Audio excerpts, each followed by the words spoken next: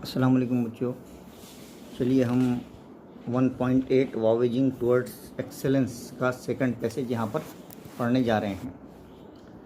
बच्चों, second passage में Godbole sir जो हैं वो अपने फेवरेट सब्जेक्ट्स के बारे में बता रहे हैं कि उनके कौन कौन से सब्जेक्ट फेवरेट थे, और उन्होंने उनकी अचीवमेंट्स, इस पैसेज में उन्होंने अपनी अचीवमेंट्स का बयान किया है, यानी कामयाबियों का तज़किरा किया है कि उन्होंने किस तरह से यूनिवर्सिटी में फ़र्स्ट रैंक हासिल किया था, और एसएससी 10th क्लास में वो 16th रैंक आए थे बोर्ड में, और किस तरह से उन्होंने मेहनत की थी, यहाँ पे बताया गया है।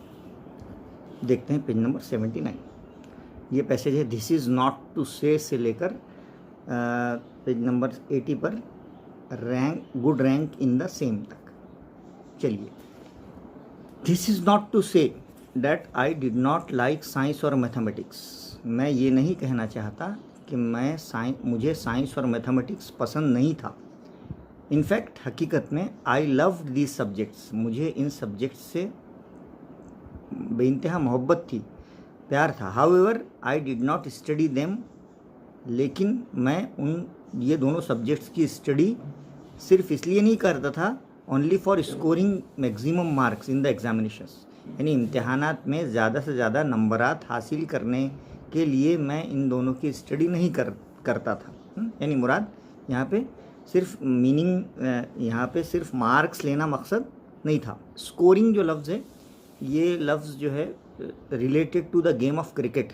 ओके, स्कोर है ना, स्कोर करना यानी स्कोरिंग रन्स, हाँ, उसमें भी आता है। I used to study these subjects. Used to जो है ये habitual action of the past बताता है।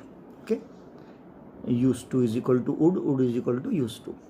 I used to study these subjects, मैं ये सब्जेक्ट्स पढ़ा करता, यानी दोनों साइंस एंड मैथ्स, और एनी सब्जेक्ट या कोई भी subject, for that matter for its inherent beauty.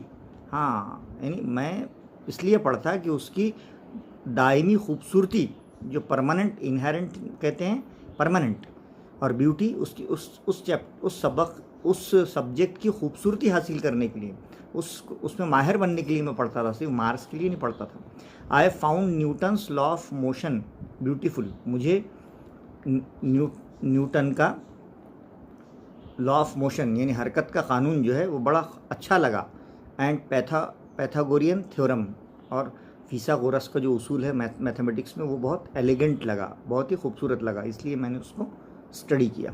Marks के लिए नहीं बल्कि उसकी खूबसूरती और उसकी अच्छेपन को हासिल किया। I love solving problems of physics, हाँ, उसको बचपन ही से फिज़िक्स के प्रॉब्लम सॉल्व करने का बहुत ज़्यादा शौक़ था। एंड मैथमेटिक्स, और मैथमेटिक्स के भी वो कैलकुलेशंस करते थे। ऑफ 9th स्टैंडर्ड, हाँ, when I was in the 7th, जब वो 7th स्टैंडर्ड में थे, 7वीं में थे, तभी उन्होंने 9th स्टैंडर्ड के मैथमेटिक्स और फिज़िक्स के कैलकुलेशंस और प्रॉब्लम सॉल्व कर लिए थे। यानी ये बात बताती है कि वो कितने हार्ड वर्किंग स्टूडेंट थे अपने अर्ली एज में।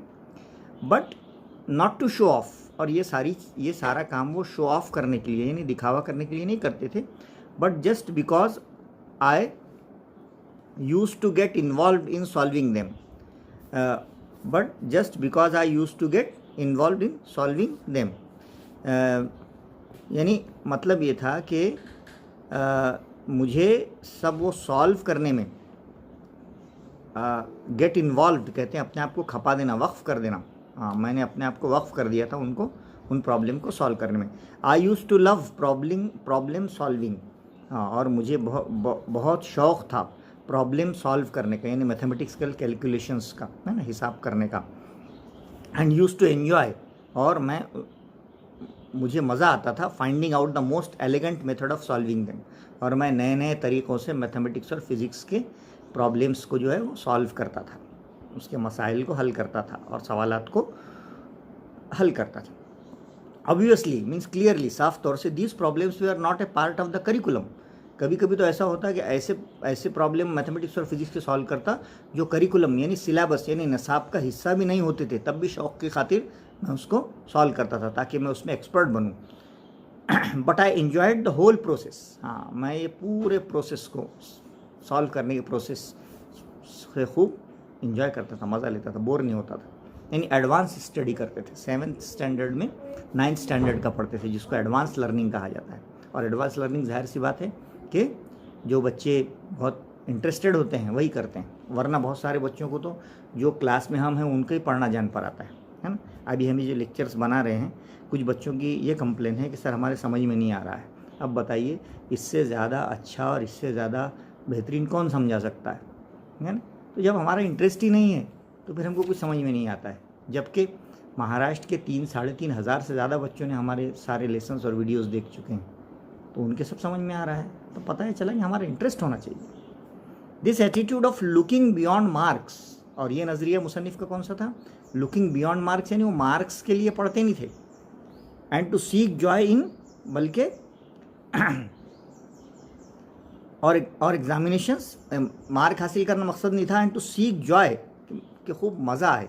Problem in solving an challenging problem help me to develop a problem solving attitude. हाँ, जिससे मेरे अंदर एक ऐसा जज्बा पैदा होता था जो मुझे किसी भी चैलेंजिंग क्वेश्चन को हल करने के लिए उभारता था। विच केम हैंडी, जो हमेशा यूज़फुल होता था, handy, when I appeared for my IIT entrance JEE। जब वो IIT, जो हिंदुस्तान की सबसे बड़ी टेक्नोलॉजिकल एग्ज़ाम होती है, IIT यानी इंडियन इंस्टीट्यूट ऑफ टेक्नोलॉजी, ये इंजीनियरिंग की सबसे हाईएस्ट ब्रांच है, उसकी एक एग्ज़ाम होती है JEE, है ना, जॉइंट एंट्रेंस एग्ज़ाम, जिसके बारे में हमारे स्टूडेंट्स बिल्कुल बेखबर हैं, बेपता हैं।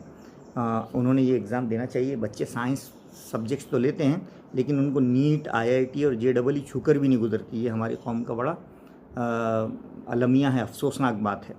उनको साइंस से पढ़ने का शौक़ होता है, बट वो IIT और JEE और इसमें 5 मार्क भी नहीं ले पाते। ये उनकी बहुत बड़ी यानी कमज़ोरी होती है। तो JEE और IIT की प्रिपरेशन किया, because this exam is completely based. और IIT का एग्ज़ाम क्या पर बेस होता है? On your problem solving ability, कि आप कितने जल्दी और कितने अच्छे से और कितना सही प्रॉब्लम सॉल्व करते हैं। To think not only logically, सिर्फ आप अपने रीजनिंग को इस्तेमाल करते हुए, दिमाग को इस्तेमाल करते हुए फ़ौरन करते हैं, बट क्विकली एंड रैपिडली। आपको सही भी करना है और जल्दी भी करना है ना, जिसे हम मेंटल एबिलिटी कहते हैं, है ना। जहनी आजमाइश के सवालात IIT JEE में आते थे, तो उसको बचपन से कौन हल करता था? Good police. I scored 100% marks in mathematics in almost all the examination. सारे जितने भी एग्ज़ाम दिए इन्होंने मैथ्स में हमेशा आउट ऑफ मार्क्स लिए, यानी 100 में से 100। That I appeared for from my first standard, पहली क्लास से लेकर अंटिल IIT, है ना, IIT तक पहुंचने तक, बैरिंग यानी सिवाय, except only a few times, कुछ ही टाइम इनको थोड़े से कम मार्क मिले, 99, 98, लेकिन अदरवाइज़ जो है इन्होंने ज़्यादातर एग्जाम्स में मैथमेटिक्स में 100% मार्क्स लिए। बच्चों 100% मार्क्स कौन लेता है? वो बच्चे जो बहुत ज़्यादा इंटरेस्ट रखते हैं, है ना, और बहुत ज़्यादा सिंसियरली मेहनत करते हैं। आप भी ले सकते हैं अगर आप करें तो। आई स्टूड 16th, 16वां रैंक था SSC 10वीं में। At that time this examination was for the whole of Maharashtra including Nagpur. उस ज़माने में नागपुर बोर्ड था, और नागपुर बोर्ड में पूरे महाराष्ट्र के 16वें नंबर के स्टूडेंट थे ये मेरिट में, गुड बोलिए। And I stood first in the university, और बाद में यूनिवर्सिटी में गए ग्रेजुएशन में तो फर्स्ट आए। हाँ, फर्स्ट रैंक था इनका इन ऑल सब्जेक्ट्स, सारे सब्जेक्ट्स में पुट टुगेदर, सारे सब्जेक्ट्स का एवरेज अगर निकाला जाए तो उनका रैंक 1 था, यानी बहुत बड़ी बात थी, बहुत अच्छी स्टडी की थी। दोज डेज, उन दिनों में, you could get an admission, उन दिनों में admission into IIT without the entrance test. उन दिनों में JEE की एग्ज़ाम नहीं होती थी, एंट्रेंस टेस्ट नहीं होती थी। If you had secured the first rank in the university, अगर आपका फर्स्ट रैंक आता था तो आपकी एडमिशन ऑटोमेटिक हो जाती थी। Therefore I did not have to appear for the entrance test, इसलिए मुझे कोई एंट्रेंस टेस्ट नहीं देना पड़ी, क्योंकि एंट्रेंस टेस्ट का वजूद ही नहीं था to get the admission into IIT, है ना। इसलिए एंट्रेंस फर्स्ट आए थे, इसलिए एंट्रेंस टेस्ट का कोई वजूद ही नहीं था, इसलिए इनका IIT में एडमिशन हो गया।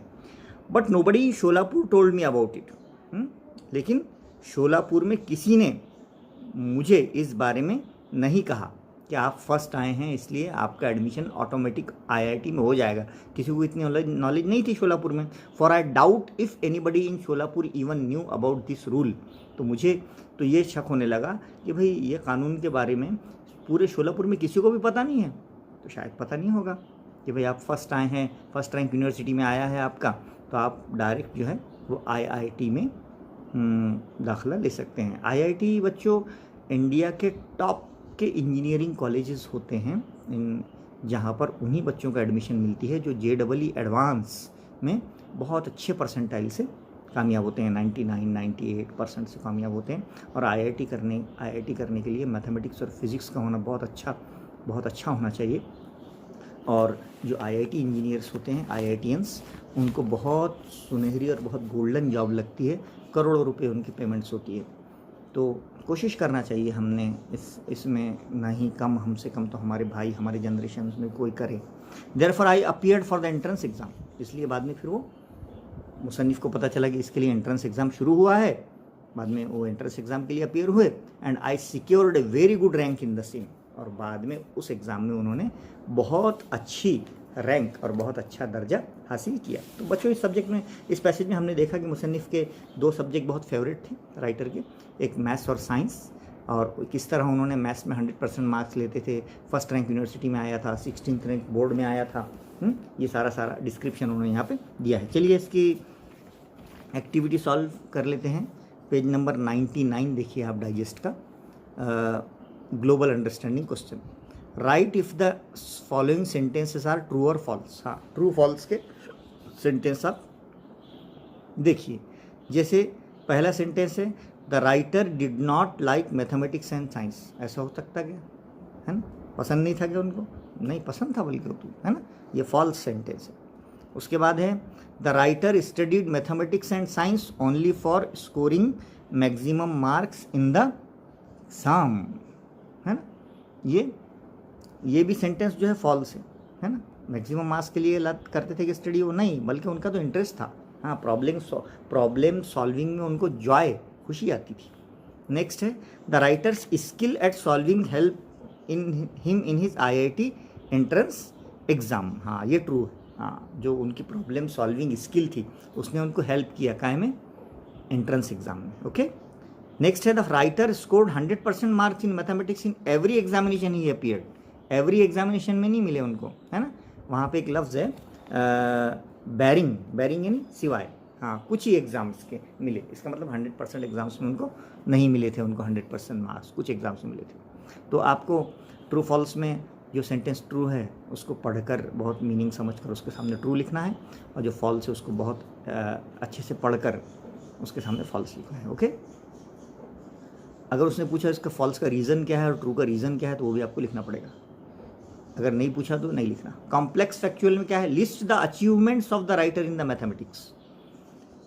राइटर की मैथमेटिक्स इस सब्जेक्ट में क्या क्या अचीवमेंट्स थी, क्या क्या कामयाबियाँ थी।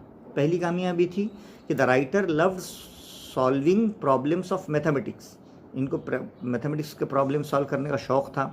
9th standard when he was in 7th standard, जब वो 7th में थे तभी वो 9th की पढ़ाई करते थे और प्रॉब्लम सॉल्व करते थे। सेकेंड है the writer scored 100% marks in mathematics in almost all the examinations that he appeared for. तकरीबन एग्जाम में 100% मार्क लिए थे। ये भी चीज़ बताती है कि मैथमेटिक्स में उनका बहुत ज़्यादा इंटरेस्ट था और achievement. Far from the first standard for until IITs, है ना? So barring only a few times he also stood first in the university in all subjects put together. ये तीनों चीज़ें बताती हैं कि 7वीं में थे तो 9 की पढ़ाई करते थे और तकरीबन हर एग्ज़ाम में मैथमेटिक्स में 100% मार्क लिए और यूनिवर्सिटी में टॉपर रहे। ये 3 चीज़ें उनकी काय में बताती है achievement of writer in mathematics. हाँ, मैथमेटिक्स में बड़ी कामयाबी उन्होंने हासिल की थी अलजेब्रा में। नेक्स्ट है complete the following. Inference, interpretation या एनालिसिस क्वेश्चंस को कहते हैं। The writer developed A problem solving attitude. Writer ने प्रॉब्लम सॉल्विंग एटीट्यूड यानी कैलकुलेशन करना, यानी हिसाब को क्या करना, हल करना। हाँ, ये क्यों उन्होंने अपना एटीट्यूड बनाया था, है ना? क्यों अपना नज़रिया बनाया था? Because he did not study subject only for scoring maximum marks. वो मार्क्स के लिए स्टडी नहीं करते थे, but he used to study these subjects for inherent beauty, उस सब्जेक्ट्स की खूबसूरती को हासिल करने के लिए, है ना। सेकेंड रीज़न था he used to love solving problems, उनको शौक़ था, है ना, कैलकुलेशंस और हिसाब तकसीम ज़रब वगैरह करने का। And used to enjoy finding out the most elegant method of solving them, और बहुत ही अच्छा तरीक़ा वो ढूंढ कर निकालते थे उस कैलकुलेशन को सॉल्व करने का, वो यानी रिसर्च करते रहते थे उसमें। Next, he used to get involved in solving them, और वो इतने इन्वॉल्व हो जाते, इतने खो जाते उसमें कि उनको बहुत मज़ा आता था। ये दीज आर द 3 रीजन्स, ये 3 रीजन्स हैं जिसमें बताया गया था कि राइटर ने प्रॉब्लम सॉल्विंग मेथड को अडॉप्ट किया था या डेवलप किया था। ओके, नेक्स्ट है फाइंड द डिफरेंट टेक्निक्स, वो कौन सी डिफरेंट टेक्निक्स हैं उसको ढूंढिए, used by the writer to learn science and mathematics, writer ने साइंस और मैथमेटिक्स को सीखने के लिए कौन कौन सी मुख्तलिफ टेक्निक्स का यूज़ किया। जैसे फॉर एग्जांपल राइटर ने किया है, the writer used to appreciate the inherent beauty of their subjects, है ना, वो इस बात को कबूल करते थे कि सब्जेक्ट्स बड़े अच्छे हैं। He found Newton's law of motion beautiful, उनको न्यूटन्स लॉ ऑफ मोशन बहुत अच्छा लगता था। और पैथागोरियन थ्योरम उनको बहुत एलिगेंट लगता था, फिथागोरस का उसूल भी बहुत अच्छा लगता था, ये उस बात का सबूत है। तीसरा, the writer loved solving problems of mathematics of the 9th standard when he was in 7th, वही बात आ रही है 7वीं में से तो 9th के प्रॉब्लम सॉल्व करते थे। इसका मतलब ये है कि उनको जो है डिफरेंट टेक्निक्स लर्न कर रहे थे। नेक्स्ट है he used to love solving problems and used to enjoy finding out the most elegant method of solving them even though they were not a part of the curriculum, अगर कोई निसाब में नहीं भी होता हिसाब तब भी वो उसको सॉल्व करते थे। इसका मतलब ये है कि उनको बहुत जॉय और हैप्पीनेस उसमें आता था। पर्सनल रिस्पॉन्स में कोई भी क्वेश्चन आ सकता है, यहाँ पर कौन सा है, we should study any subject, हमने किसी भी सब्जेक्ट की पढ़ाई करना चाहिए। डू यू एग्री, क्या आप इस बात से मुत्तफिक हैं? गिव योर रीजंस, असबाब बयान कीजिए। यस, है ना, we should study any subject, है ना, because every subject has its own beauty, हर सब्जेक्ट में खूबसूरती होती है। And we should study a subject because of its beauty and while science and technology are important to make our daily life easy, art, music, literature enrich our lifes, ये हमारी ज़िंदगी को एक खूबसूरती अता करते हैं, and put meaning into our existence, और हमारे वजूद को एक मानी बख्शते हैं। So every subject help us in some way in the progress of our mankind in our life. Every subject is valuable, every subject is important, no subject is unimportant, every subject help in our daily life and solve our day-to-day problems. Okay, then language study, find from the extract the sentence that show past habit, ऐसे जुमले बताइए जो past habit बताते हैं। हमने पढ़ाते पढ़ाते आपको बताया पास्ट हैबिट बताने वाले जुमले में यूज टू इस्तेमाल होता है ना, यूज टू, जैसे I used to study these subjects, है ना, मैं पढ़ता था, means habitual action of the past. Second sentence है I used to get involved in solving them. तीसरा I used to love problem solving, ये सेंटेंस है, ठीक है, ये आ गया आपको। उसमें उसके बाद वोकेबलरी में क्या है, choose the correct noun form from those given in brackets. हाँ, जैसे नाउन एलिगेंट के 2 नाउन दिए हुए हैं यहाँ पे, एक है एलिगेंस और एक है एलिगेंटली, है ना। तो एक्चुअल जो नाउन है एलिगेंट का वो है एलिगेंस। ओके, इस तरह सॉल्व का नाउन है सॉल्यूशन, डेवलप का नाउन है डेवलपमेंट, लॉजिकली का नाउन है लॉजिक, अपीयरेंस का अपीयर का नाउन है अपीयरेंस, और इंक्लूडिंग का नाउन है इंक्लूजन। ओके, उसके बाद right the verb forms of the following, नीचे कुछ अल्फाज दिए हैं, उसके वर्ब्स आपको लिखना है। जैसे मैक्सिमम का वर्ब है मैक्सिमाइज, एग्जामिनेशन का वर्ब क्या है एग्जामिन, चैलेंजिंग का वर्ब चैलेंज, ब्यूटी का वर्ब ब्यूटीफाई, क्विकली का वर्ब क्विकन, एडमिशन का वर्ब एडमिट, ठीक है। नेक्स्ट है find out a word related to the game of cricket, एक लफ्ज़ ऐसा है पैसेज में जो क्रिकेट के गेम से रिलेटेड है, हमने आपको बताया है ना, स्कोरिंग है कि ना, स्कोरिंग। अब स्कोरिंग के दो मीनिंग होते हैं। जनरल मीनिंग स्कोरिंग का क्या होता है, गेटिंग समथिंग, कुछ हासिल करना, है ना। जैसे मैंने इतने मार्क्स स्कोर किए, means I got these marks, okay. और सेकंड मीनिंग क्या है, related to cricket, means scoring means Sachin scored 100 runs, है ना, means gaining runs, getting runs, okay. तो इस तरह बच्चों हमारा सेकंड पैराग्राफ यहाँ पे ख़त्म हुआ है। उम्मीद है कि आपको ये पैराग्राफ बहुत अच्छी तरह से समझ में आ गया होगा। आप बहुत अच्छे से पढ़ेंगे तो समझ में आएगा, है ना। हाँ, इसलिए आप बहुत अच्छे अंदाज में पढ़िए और ऐसी ही तरक्की कीजिए जैसा मुसन्निफ़ यहाँ पे राइटर कर रहा है। थर्ड पैसेज हम देखते हैं बाद में, ओके। अल्लाह हाफ़िज़।